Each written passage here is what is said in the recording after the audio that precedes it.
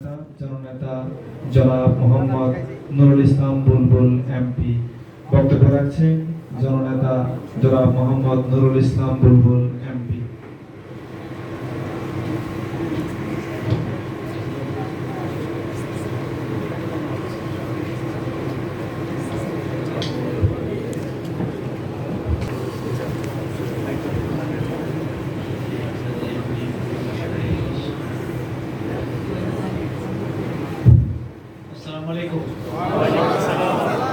ভালো আছেন সবাই? আলহামদুলিল্লাহ। আপনারা তো সন্ধ্যা থেকে আছেন, কষ্ট দিয়ে দিলাম। আশা করি যে এই সময়টুকু আপনারা কাজে লাগিয়ে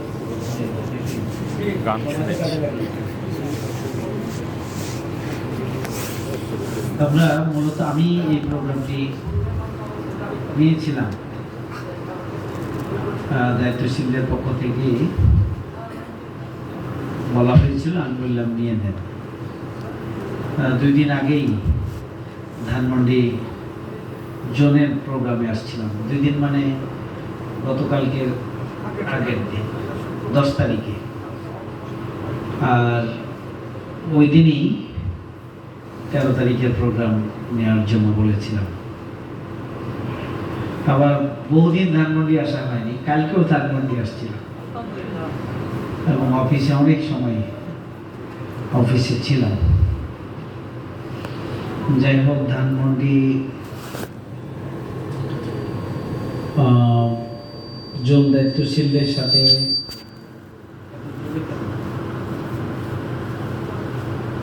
ধানমন্ডি জোনের থানা আমির, সেক্রেটারি, দায়িত্বশীল ভাইদের সাথে বৈঠকে লম্বা সময় আমি কথা বলেছি। আজকেও ইচ্ছা ছিল যে একটা লম্বা সময় আপনাদের সাথে কিছু আলাপ আলোচনা করব, এক্সচেঞ্জ অফ ভিউ, মত বিনিময় করার একটা চিন্তা ছিল। কিছু কথা শুনতাম, বলতাম। তো এখন যে সময় হয়েছে, আপনারাও বাঁচলেন, আমিও বাঁচলাম। এখন চাইলেও লম্বা সময় লম্বা কথা বলার সুযোগ নেই। তবে আজকে যতটুকু বলবো আরেকদিন ইনশাআল্লাহ। এখন তো 15 তারিখের পর থেকে সংসদ একটা টাইমের জন্য ছুটি হবে।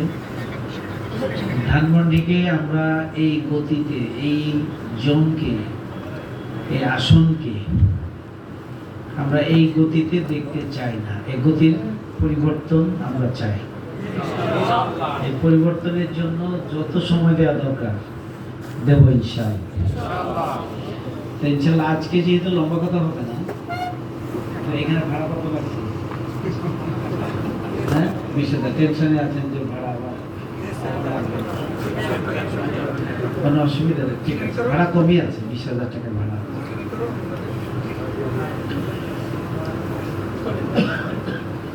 তো আরো একদিন সময় দেব। আজকে যেহেতু টার্গেট বাস্তবায়নে দায়িত্বশীলদের কারণে বলা হয়েছে, এটা দিয়ে কথা শুরু করি। ধরেন আমরা যে মেম্বার, আপনাদের একটি ব্যক্তিগত পরিকল্পনা আছে, তাই না? আছে। এই ব্যক্তিগত পরিকল্পনা কার কার মুখস্থ আছে?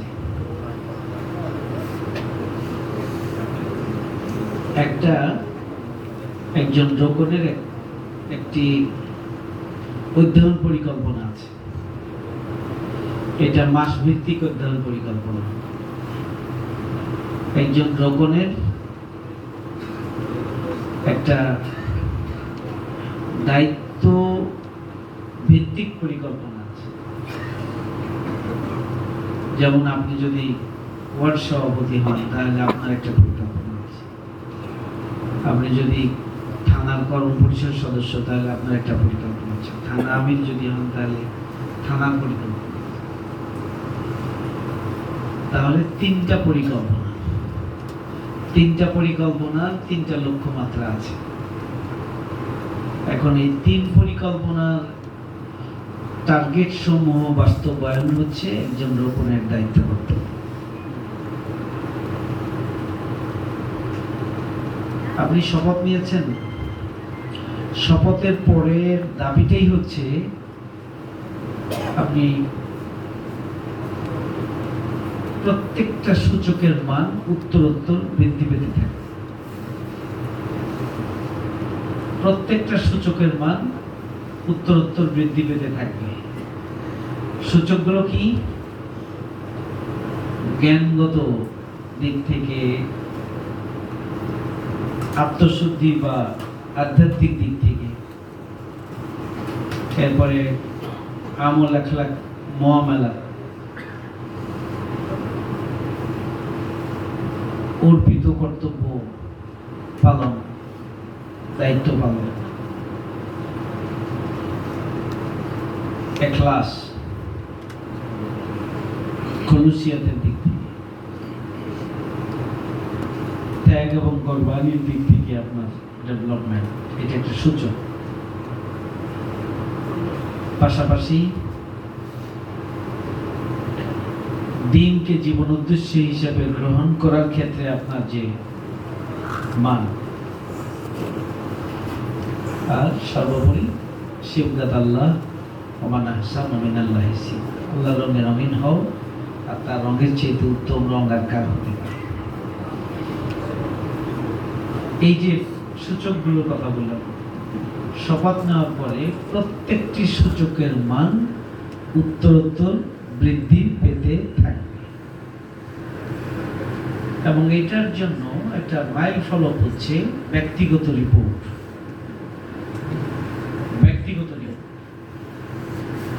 ব্যক্তিগত রিপোর্টের মান উত্তরোত্তর বৃদ্ধি পেতে থাকবে। এটা হচ্ছে রিপোর্টের হক।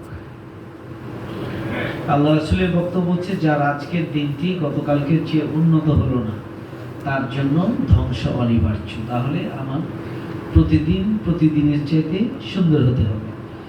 তার মানে আমার ব্যক্তিগত রিপোর্টের প্রত্যেকটি কলামেই শুধু সুন্দর হবে তাই নয়, বরং আমি যে সূচকগুলোর কথা বললাম, প্রতিদিনের চাইতে প্রতিদিন আরো উন্নত হবে, আরো সুন্দর হবে, আরো সমৃদ্ধ। এখন আপনার যে ব্যক্তিগত রিপোর্ট, এই রিপোর্টের মধ্যে আত্মসমালোচনা আছে। রিপোর্টে সব জিনিস নাই, কিন্তু আত্মসমালোচনা, বাকি সমস্ত কিছুর জন্য আত্মসমালোচনা।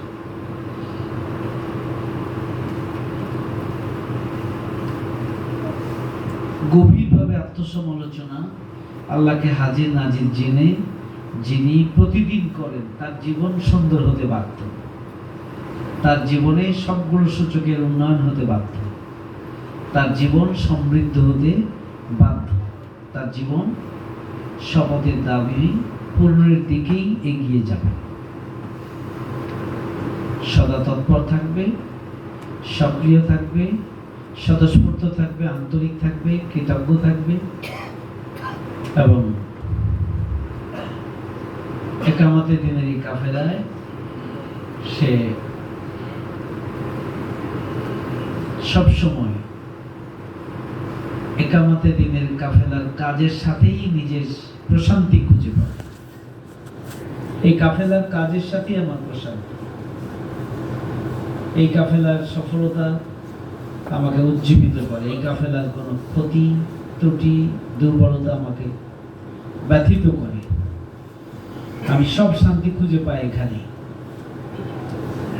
বুঝতে হবে আপনি জায়গা মতো আছেন। সব শান্তি যখন এখানে খুঁজে পান, সব ভালো লাগা ভালোবাসা যখন এখানে খুঁজে পান, যখন এখানে না আসলে আপনি পরিতৃপ্ত থাকতে পারেন না। এই আন্দোলনের সাথে আপনার দূরত্ব মনে হয় গোটা পৃথিবীর সাথে আপনার দূরত্ব। কি আমাদের সেই মানসিকতা তৈরি হয়েছে? তখন মনে করতে হবে যে আমি শপথের উপরে আছি। এখন আপনার যে টার্গেট, আপনি যে রোকন যদি বলি, তাহলে আপনার টার্গেট তো আপনি রোকন হিসাবে অন্য কোনো দায়িত্ব থাক আর না থাক, আপনি একজন রোকন তৈরি করবেন, 3 জন প্রার্থী তৈরি করবেন, 6 জন কর্মী করবেন, 12 জন সক্রিয় সহযোগী তৈরি করবেন, 24 জন সহযোগী, 25 জন গুরুত্বপূর্ণ ব্যক্তির সাথে সাক্ষাৎ করবেন। মাসে আপনি কমপক্ষে একজন সুধী ইয়ানতদাতা এবং 2 জন ইয়ানতদাতা তৈরি করবেন। বছরে একটি ইউনিট এবং একটা দাওয়াত ইউনিট তৈরি করবেন, একটা দাওয়াত ইউনিট এবং একটা ইউনিট তৈরি করবেন। সপ্তাহে কমপক্ষে 4 দিন সামাজিক কাজ করবেন, প্রতিদিন সামাজিক কাজ করবেন। সপ্তাহে কমপক্ষে 4 দিন দাওয়াতি কাজ করবেন, প্রতিদিন দাওয়াতি কাজ করবেন। সোমবার দাওয়াতবার, এটিকে খুব গুরুত্বের সাথে দায়িত্ব নিয়ে পালন করবেন। আর মাস শেষে শনিবার কি এটা দাওয়াতি অভিযান আকারে সেটি পালন করবেন। এটা হচ্ছে আপনার একটা বার্ষিক পরিকল্পনা। এখন এই টার্গেট বাস্তবায়ন করার জন্য আমি যদি এখন জিজ্ঞেস করি যে এখানে ওয়ার্ড সভাপতি, সেক্রেটারি আছেন, থানা সমূহের কর্মপরিষদ সদস্যরা আছেন, হয়তো 2-1 জন সুরার সদস্য আছে, যারা কর্মপরিষদ না বা ওয়ার্ড সভাপতি, সেক্রেটারি না এমন সুরার সদস্যরা হয়তো এখানে অবস্থিত, মূল সংগঠন এখানে আছে। এখন আপনি আপনার এই টার্গেট বাস্তবায়নে কতটা তৎপর, তার উপর নির্ভর করবে আপনার পরিকল্পনা কতটা বাস্তবায়ন হবে। নাকি বলেন যে আপনি কতটা তৎপর? আপনি দায়িত্বশীল রকম, শুধু রকম নয়। আপনি কি এই 6 মাসে একজন রকম তৈরি করেছেন? 3 জন প্রার্থী তৈরি করার কথা, আপনার কি 3 জন প্রার্থীর জন্য 9 জনের পিছনে আপনি কাজ করছেন কি? আপনি 6 জন কর্মী তৈরি করবেন, তাহলে কমপক্ষে 18 জনের পিছনে কাজ করছেন কি? আপনি 25 জন গুরুত্বপূর্ণ ব্যক্তির সাথে সাক্ষাৎ করবেন, এই 25 জন গুরুত্বপূর্ণ ব্যক্তির নাম তালিকা এই বছরে হয়েছে? আপনি 12 জন সক্রিয় সহযোগী তৈরি করবেন, তাহলে 36 জন সহযোগীর পিছনে কাজ করার জন্য কি তালিকা তৈরি করেছেন? এই প্রশ্নগুলোর উত্তরের উপর নির্ভর করবে আসলে আপনারা কি। কোনো দায়িত্ব যদি কারো উপরে না থাকে, তাহলে এই দায়িত্বটা তো আছে যে আপনি রোকন শপথ নিয়েছেন, তাহলে আপনি আপনার ব্যক্তিগত যে পরিকল্পনা, এই পরিকল্পনাটার 100% বাস্তবায়ন করার জন্য আপনি কতটুকু তৎপর। এই প্রশ্ন উত্তরের মাধ্যমে আমরা বুঝতে পারবো যে আপনারা কতটুকু তৎপর।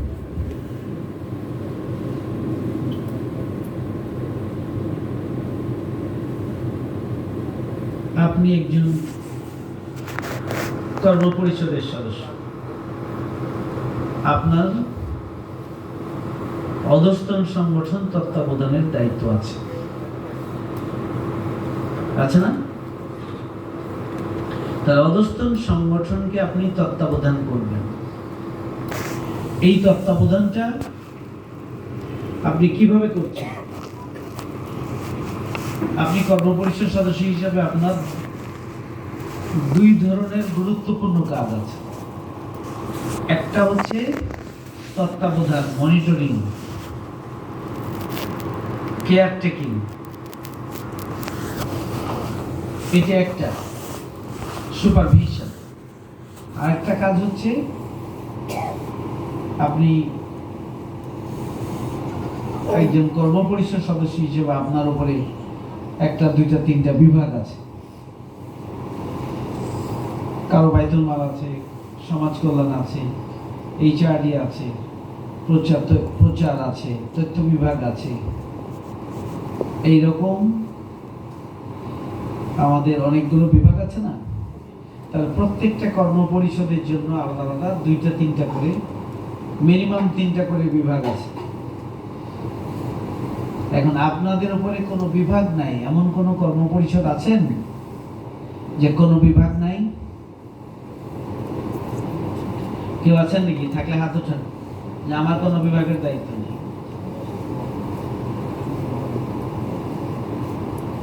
জি, তার মানে সবার দায়িত্ব আছে। দায়িত্বের নাম আপনারা জানেন না ভুলে গেছেন? আমি যদি এখন জিজ্ঞেস করি একটা বলতে পারবেন সবাই, কারণ মূল দায়িত্ব যেটা, কারো বাইতুল মাল, কারো প্রশিক্ষণ, কারো, কিন্তু তাকে যে 3টা কমিটিতে রাখা হয়েছে বা 2টা দায়িত্ব দেওয়া হয়েছে, এগুলো কি আপনাদের মনে থাকে? থাকে থাকে আচ্ছা, তো ভালো কথা। এখন আপনি কর্মপরিষদ সদস্য হিসাবে আপনি তত্ত্বাবধান করবেন। তত্ত্বাবধান হচ্ছে ব্যক্তির তত্ত্বাবধান, ব্যক্তিগতভাবে যেন তিনি সক্রিয় থাকেন, গতিশীল থাকেন, ত্রুটিমুক্ত থাকেন, এবং তার কাজে কর্মে যে সমস্যা আছে সেই সমস্যাগুলো দূরীকরণের জন্য আপনি তাকে পরামর্শ দিবেন, সহযোগিতা করবেন।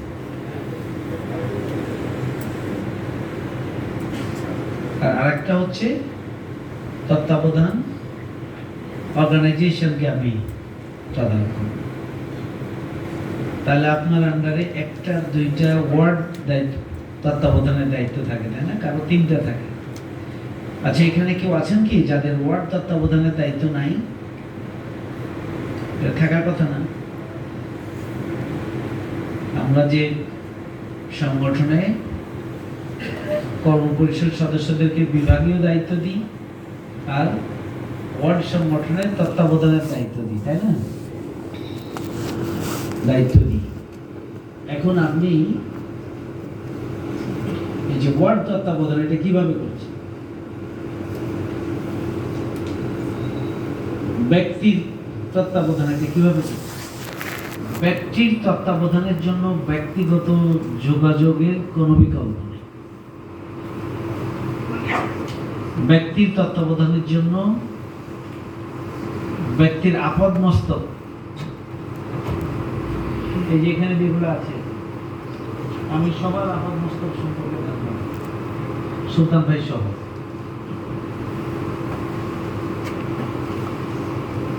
এখন আপনি আপনার অধস্তন ওয়ার্ড সভাপতি, সেক্রেটারি এবং ওয়ার্ডের টিম সদস্য, ইউনিট সভাপতি, সেক্রেটারি, তাদের আপদ মস্তক খবর আপনাকে রাখতে হবে। অর্থাৎ স্টাডি থাকতে হবে জনশক্তির উপর, অধস্তন স্টাডি। তার ব্যক্তিগত কি করেন উনি, আয়ের খাত কি, ব্যয়ের সীমানা কতটুকু, উনি চাকরি করেন না ব্যবসা করেন, বাড়ি কোথায়, বাবা মা আছে কিনা, ছেলে মেয়ে কয়জন, পরিবারের ভাই বোন কাউকে নিয়ে কোনো অশান্তি আছে কিনা, ছেলে মেয়েরা আন্দোলনের সাথে আছে কিনা, ছেলে মেয়েদের পড়ালেখা ঠিকঠাক আছে কিনা, এবং পরিবারের প্রতি একটা ভারসাম্যপূর্ণ কর্তব্য তিনি পালন করেন কিনা,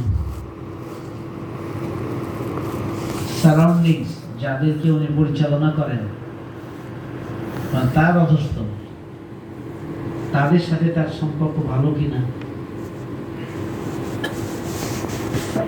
এবং জনশক্তি তাকে কিভাবে মূল্যায়ন করে, এই সব জিনিস আপনাকে জানতে হবে। তাহলে আমি এটা জানি, আপনাকে নিচেটা জানতে হবে নাকি? রাত হচ্ছে তো ঘুম চলে আসবে, এই জন্য হা না করেন, তাহলে একটু ঘুমও দূর হবে। আমিও বুঝবো যে যা বলতেছি এগুলো বুঝতেছেন কিনা, আর না বুঝে এমনি হা করেন না। যে তাহলে আপনাকে, মানে আপনি আপনার জনশক্তি, একটা চৌম্বক শক্তি আপনার মধ্যে থাকবে, আকর্ষণ শক্তি আপনার মধ্যে থাকবে, জনশক্তি আপনাকে কেন্দ্র করে আবর্তিত হওয়ার একটা প্রেরণা। আপনি জীবন দিতে বলবেন, জীবন দিন, দাঁড়িয়ে থাকতে বলবেন, দাঁড়িয়ে থাকবে, দৌড়াতে বলবেন, দৌড়াবো। কেন দৌড়াবো, কেন দাঁড়িয়ে থাকবো, এই কেন শব্দ আর কোনদিন শুনতে হবে না। সম্প্রীতি, বন্ধুত্ব, ভালোবাসা, ভ্রাতৃত্ব, সহানুভূতি, সম্মানবোধ এবং আমল একলাক মুআমালাতে তার উপরে নিজের অবস্থান, অধস্থনের উপরে আমল একলাক মুআমালাতে দিক থেকে অবস্থান থাকবে। জনশক্তিকে যদি সঠিক খাতে প্রবাহিত করার ক্যাপাসিটি নিজের মধ্যে বিল্ড আপ করতে হয়, তাহলে মৌলিক মানবীয় গুণাবলী তার মধ্যে তৈরি করতে হবে, নিজেদের মধ্যে তৈরি করতে হবে। মৌলিক মানবীয় গুণাবলী, ধৈর্য, সাহসিকতা, প্রজ্ঞা, কৌশল, হিকমত, পরমত সহিষ্ণুতা, অন্যের প্রতি সম্মান বোধ,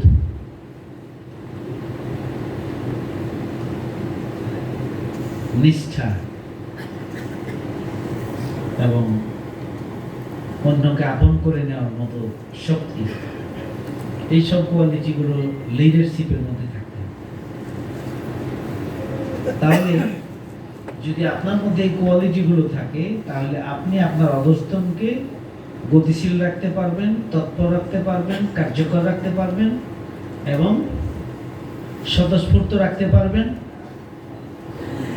এবং সংগঠনের একটা গতিশীলতা তৈরি হবে।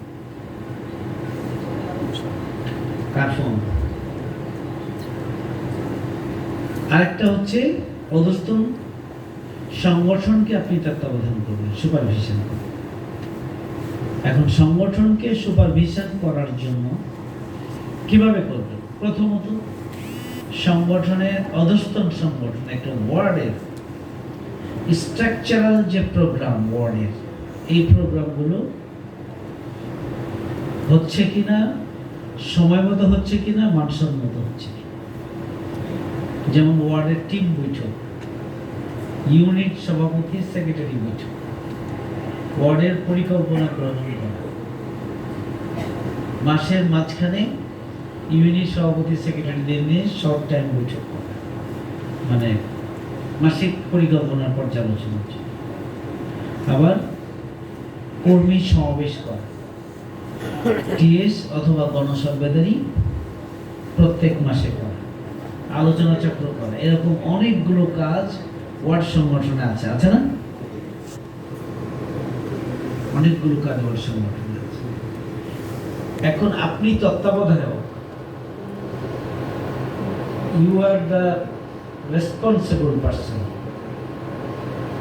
এখন আপনি হয়ে গেছেন কি মেহমান। ওনারা মিটিং ডাকবে ওয়ার্ড, আর আপনি যে একটা বক্তব্য দিয়ে চলে আসবেন। কিসের উপরে বক্তব্য দিচ্ছেন অনেক সময় তারও ঠিক নেই। আপনারা কর্ম পরিষদ সদস্যরা টিমে গিয়ে তো টিমের এজেন্ডা আলোকে কথা বলতে হবে, আর টিম সদস্যদের দায়িত্ব কর্তব্য নিয়ে কথা বলতে হবে নাকি? আপনি যদি ওয়ার্ড ইউনিট সভাপতি সেক্রেটারিদের বৈঠকে যান, তাহলে যদি এটা রিপোর্টিং বৈঠক হয়, দায়িত্বশীল বৈঠক, তাহলে তো তাদের রিপোর্টের উপর কথা বলতে হবে। যদি টিএসএ যান, তাহলে সাবজেক্টের উপরে কথা বলতে হবে।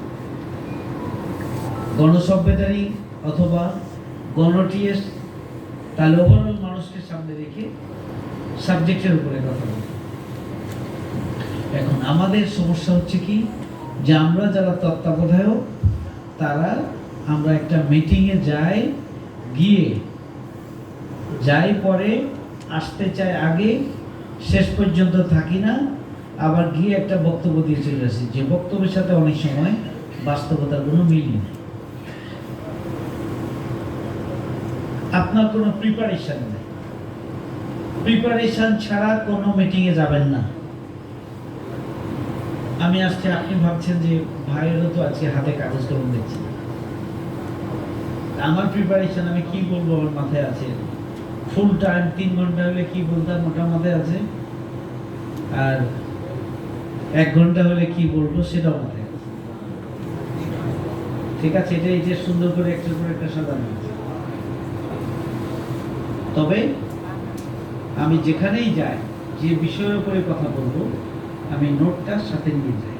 আমার আগের নোটটাকে আমি দেখে যোগ বিয়োগ করে আর একটু রিচ করে তারপরে নিয়ে যাই। আমি আপনাদেরকে সেই কাজটির কথা বলছি। আপনি যে জিজ্ঞেস করেন আজকে কিসের উপরে আলোচনা চক্র আছে, কিসের উপরে আলোচনা চক্র আছে, যে জিজ্ঞেস করে সে কি কোনো প্রিপারেশন নিয়ে আসছে? দাদা বলবেন অন্যরা পড়বে আর আপনি বলবেন ঠিক আছে আপনি বলেন আপনি বলেন আপনি বলেন, সবটা শুনে আপনি একটা সামারি দেবেন। আপনি নিজে কিছু দেওয়ার মতো যোগ্যতা রাখেন না, কারণ আপনি পড়েনও নাই, অতীতের পড়া নিয়ে হাজির হয়েছে, নোটও করেন নাই এবং ফোকাস পয়েন্ট ঠিক করেন নাই যে আজকে এই পুরো বইয়ের উপরে কোন অংশটুকু আলোচনা চক্রে আমি উপস্থাপন। এটার সাথে প্রত্যেকটা পয়েন্টের সাথে আমার উদাহরণ কি হবে, বাস্তব উদাহরণ কি হবে, নবী রাসূলদের উদাহরণ কি হবে, আসহাবে রাসূলদের জীবনের উদাহরণ কি হবে, অন্য কোনো বইয়ের উদাহরণ কি হবে। তা আমাদেরকে আমরা তত্ত্বাবধান করে উইদাউট প্রিপারেশন আমার এই কথার সাথে 80% ক্ষেত্রে আপনাদের সমর্থন থাকবে যে কথা ঠিক ম্যাক্সিমাম 15 থেকে 20% হয়তো বর্ণ থাকে ম্যাক্সিমাম, যে আমি প্রত্যেকটা প্রোগ্রামে ছোট্ট সময়ের জন্য হলেও কাগজ কলম নিয়ে রিলেভেন্ট চিন্তা ভাবনা করে প্রস্তুতি নিয়ে আমি যাই। এই যে 10 থেকে 15% কর্মপরিষদ সদস্য থাকতে পারে, অধিকাংশ যা জানেন তাই রোমন্থন করেন, চর্বিত চর্বণ করেন, এখান থেকে বেরিয়ে আসতে। তাহলে আপনার তদারকিতে তো কাজে লাগবে না, এটা তদারকির পার্ট। আপনি প্রস্তুতি নিয়ে প্রোগ্রামে যাবেন, প্রস্তুতি ছাড়া যাবেন না। নোট করবেন, যত ছোট প্রোগ্রাম হোক ওই নোটটা আপনি